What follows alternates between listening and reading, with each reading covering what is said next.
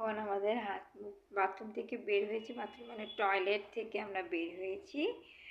এখন হাত মুখ দেওয়া শেষ, আর প্রাকৃতিক ডাক দিচ্ছিল, তো আমরা প্রাকৃতিক কাজ শেষ করে হাত মুখ ধুয়ে হাত আর মুখ ধুয়ে আমরা এখন আমাদের যে রুমটা আছে এই রুমটাতে আমরা যাচ্ছি।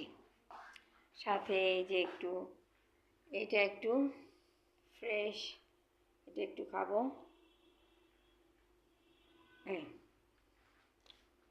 এখনো ঘুম আসতেছে না।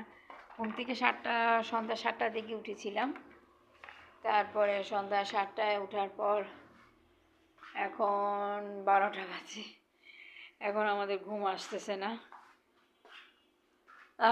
ঘড়ি মতো তো সবসময় মানুষের ঘুম আসে না, তাও সময় কিছু কাটাচ্ছি, টিকটক কিছু ভিডিও দেখছি, দেখে আবার আমি আসতেছি।